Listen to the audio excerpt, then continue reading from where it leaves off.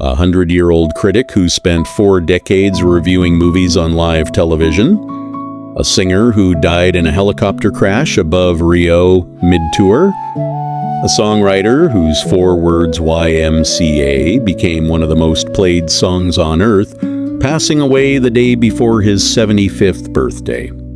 June 2026 took a lot from us, and not all in the way you'd expect. This month alone, the world said goodbye to 11 people who shaped music, film, and television across nearly a century of entertainment. Some lived long, full lives, others were taken far too soon. Here's what June 2026 left behind. Peabo Bryson. The month opened with heartbreak for R&B fans everywhere. On June 2, Peabo Bryson passed away at 75, days after suffering a stroke.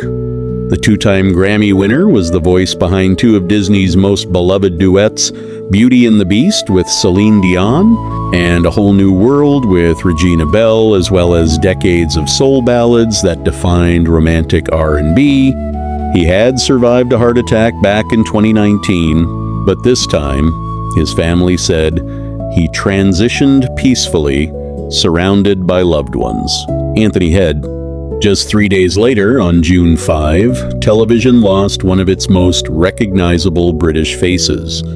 Anthony Head, known to a generation as Rupert Giles on Buffy the Vampire Slayer, and decades later, as a beloved presence on Apple TV's Ted Lasso, died at 72. Across 2 very different eras of television, Head brought warmth and gravity to every role he touched.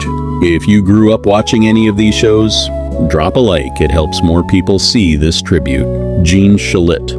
On June 12, one of America's most instantly recognizable faces on morning television died at the remarkable age of 100. Jean Shalit spent 4 decades as the film critic for NBC's Today Show, instantly identifiable by his bushy mustache, oversized glasses, and a signature style built entirely on puns. He interviewed everyone from Oprah Winfrey to Kermit the Frog, and helped shape how an entire generation of Americans talked about movies. He had celebrated his 100th birthday on air just months earlier. Oliver Tree. Then, on June 14, came the story that stopped the internet in its tracks. Oliver Tree, the California singer known for his viral hit Life Goes On and his unmistakable bowl-cut style, died at 32 when 2 helicopters collided mid-air over Rio de Janeiro. He was in the middle of what he'd called the biggest tour of his life, performing across dozens of countries. Tributes poured in from across the music world for an artist whose career was cut short at its peak. Which of these names surprised you the most? Let us know in the comments. Dave A. Chase. 2 days later, on June 16, Hollywood lost a familiar voice from childhood. Dave A. Chase, who voiced Lilo in Disney's Lilo and Stitch and chilled audiences as Samara in The Ring, died at 35. Her passing followed a private and difficult battle. Her family later confirmed complications tied to a serious illness and a period of hardship in her final years. Long before that, though, she was a defining voice of early 2000s cinema, earning an Annie Award and an MTV Movie Award for her work before she was even out of her teens. James Burrows. On June 19, television lost one of its most influential directors. James Burrows, the man behind the camera for Cheers, Friends, Frasier, Taxi, and dozens of other sitcoms, died at 85. Few people in the history of American television have shaped as many beloved shows as Burrows did across a career spanning half a century. If these tributes are helping you remember the people who shaped entertainment, subscribe! We're back every month with more. Akihiro Miwa. The following day, June 20, Japan lost one of its most singular entertainers. Akihiro Miwa, the actor and singer who became an anime legend through his voice work in Studio Ghibli classics, died of natural causes at 91. Across 7 decades, Miwa built a career defined by reinvention, becoming one of Japan's most enduring cultural icons. Clive Davis. On June 22, the music industry lost one of its most important behind-the-scenes figures.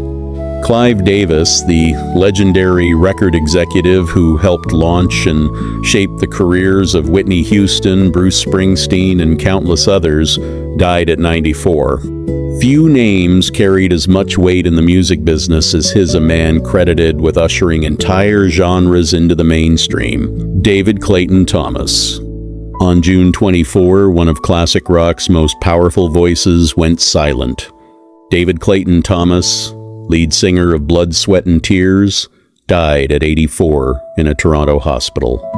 His voice powered 3 songs to No. 2 on the Billboard charts in a single year, and helped the band's self-titled album beat out the Beatles' Abbey Road for the Grammy for Album of the Year. Anne Blyth. That same day, one of the last living stars of Hollywood's golden age passed away. Anne Blyth, Oscar-nominated for her role as the scheming daughter in Mildred Pierce, died of natural causes at 98. Her career, spanning nearly the entire history of modern Hollywood, made her one of the final links to an era that shaped American cinema itself. Victor Willis. Finally, on June 30, just one day before what would have been his 75th birthday, the world lost the voice behind one of the most played songs on the planet. Victor Willis, founding lead singer of the Village People and co-writer of YMCA, In the Navy and Go West, died after what his family called a short but aggressive illness. Nearly 50 years after he first recorded it, YMCA remains a fixture at weddings, ball games, and celebrations around the world, a testament to a song that refused to fade. 11 lives, 11 very different legacies, from a century-old film critic to a songwriter whose 4 letters became a global anthem. Which of these stories will stay with you? Tell us in the comments and share this video to honor their memory.